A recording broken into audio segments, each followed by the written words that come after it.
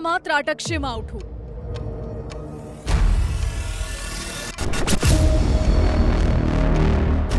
એપ્રિલમાં આકાશથી વરસશે આફત.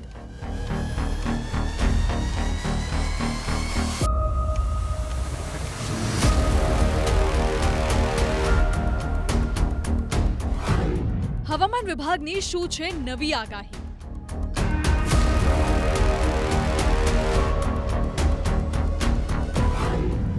ગરમી વચ્ચે કેમ થશે કમોસમી વરસાદ?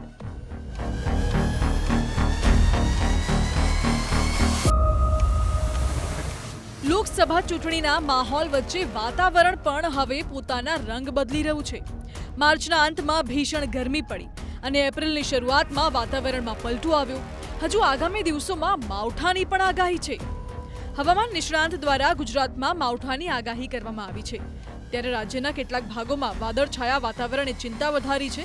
આ દરમિયાન જ હવામાન વિભાગે પણ આગાહી કરી છે કે આગામી દિવસોમાં રાજ્યમાં હવામાન સૂકું રહેશે. આગામી 3 થી 4 દિવસ મહત્તમ તાપમાનમાં કોઈ મોટો ફેરફાર જોવા નહીં મળે. 3-4 દિવસ બાદ નોર્થ ગુજરાત, સૌરાષ્ટ્ર, કચ્છમાં તાપમાનમાં 2 થી 3 ડિગ્રીનો વધારો જોવા મળી શકે છે.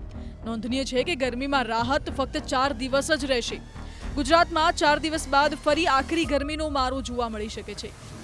તો ગરમી અંગે હવામાન વિભાગની આગાહી સામે આવી છે. તે મુજબ 4 દિવસ બાદ પારો 2 થી 3 ડિગ્રી ઊંચકાઈ શકે છે. આમ 4 દિવસ બાદ ગરમીનો પારો 40 ડિગ્રીએ પહોંચી શકે છે. જ્યારે બીજી બાજુ છેલ્લા 24 કલાકના તાપમાનની વાત કરીએ તો અમદાવાદ, ગાંધીનગરમાં 38 ડિગ્રી તાપમાન નોંધાયું હતું. સૌથી વધુ 38.7 ડિગ્રી તાપમાન રાજકોટમાં નોંધાયું હતું. गुजरात में मौसम मुख्य तौर पर ड्राई बना रहेगा. साथ ही बात करें अधिकतम तापमान की तो वो अपने 9 लार्ज चेंज में मेंटेन करेगा और अगले 3 से 4 दिनों में उसके बाद जो है मोस्ट ऑफ द प्लेसेस कह सकते हैं नॉर्थ गुजरात और सौराष्ट्र कच्छ में जो है तापमान जो है फिर से जो से 2 से 3 डिग्री राइज होने के चांसेस हैं 5वें दिन या चौथे दिन से. હવામાન નિષ્ણાંત અંબાલાલ પટેલે રાજ્યમાં માવઠાની પણ સંભાવના વ્યક્ત કરી છે. સવારથી અરવલ્લી જિલ્લાના વાતાવરણમાં પલટો આવ્યો છે. શામળાજી, ભિલોડા સહિત અનેક વિસ્તારોમાં વાદળછાયું વાતાવરણ છવાતા ખેડૂતોની ચિંતા વધી ગઈ છે. જોકે હાલ ગુજરાતમાં માવઠું થાય તો ઘઉં સહિતના કેટલાક પાકને નુકસાન થવાની ભીતિ દર્શાવવામાં આવી છે. હવામાન નિષ્ણાંત અંબાલાલ પટેલે આગાહી કરી છે કે 12 થી 18 એપ્રિલ દરમિયાન પંચમહાલ, સાબરકાંઠા, અમદાવાદ અને મધ્ય ગુજરાતના ભાગોમાં માવઠું થઈ શકે છે. કચ્છ, સુરત, ઉત્તર સૌરાષ્ટ્રના ભાગોમાં હવામાનમાં પલટો આવી શકે છે. તો ગુજરાતના ઘણા ભાગના વિસ્તારોમાં ક્યાંક વરસાદ તો ક્યાંક પવન તો ક્યાંક છાંટા થવાની પણ શક્યતા છે. હમણાં તારીખ 7મી એપ્રિલ સુધીમાં વાદળવાળું જવાની શક્યતા રહે છે. તારીખ 9મીથી મહત્તમ ઉષ્ણ તાપમાનમાં વધારો થશે. મધ્ય ગુજરાતના ભાગોમાં કેટલાક ભાગમાં 4 ડિગ્રી સેલ્સિયસ ઉપર મહત્તમ ઉષ્ણ તાપમાન થવાની શક્યતા રહે છે. હવામાન નિષ્ણાંત પરેશ ગોસ્વામીએ કહ્યું કે રાજ્યમાં એપ્રિલમાં માવઠું થશે અને સખત ગરમી રહેશે. ગરમી અને માવઠાના રાઉન્ડથી ખેડૂતોની મુશ્કેલી ચોક્કસ વધશે.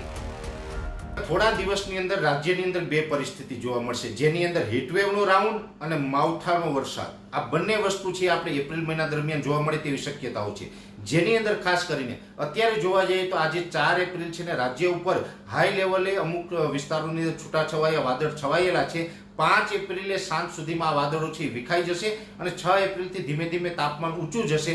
8 એપ્રિલથી લઈને 13 એપ્રિલ દરમિયાન રાજ્યની અંદર એક હીટવેવનો રાઉન્ડ જોવા મળશે, જેની અંદર ખાસ કરીને મોટાભાગના વિસ્તારો એવા હશે કે જ્યાં 42-43 ડિગ્રી સુધીનું તાપમાન હશે ને અમુક વિસ્તારની અંદર 44 થી લઈને 45 ડિગ્રી સુધીના તાપમાન જોવા મળે તેવી શક્યતાઓ છે. એટલે 8 થી 13 એપ્રિલ દરમિયાન રાજ્યનું હવામાન છે એ થોડુંક વધારે ગરમ જોવા મળશે.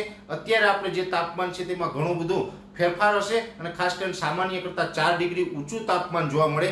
43-44 અને અમુક વિસ્તારની અંદર 45 ડિગ્રી સુધી તાપમાન જોવા મળશે, જેમાં ખાસ કરીને રાજ્યના સૌથી વધારે હીટ સિટી જોવા મળે, જેની અંદર સૌરાષ્ટ્રનું અમરેલી, મધ્ય ગુજરાતનું કપાડવંજ, અમદાવાદ અને ગાંધીનગર અને ઉત્તર ગુજરાતનું ઈડર અને હિંમતનગર. આટલા વિસ્તારો એવા હશે કે જેની અંદર તાપમાન છે એ વધારે ઊંચું જોવા મળશે. આમ ઉનાળાની બળબડતી ગરમી વચ્ચે માવઠું પણ મુશ્કેલી વધારશે.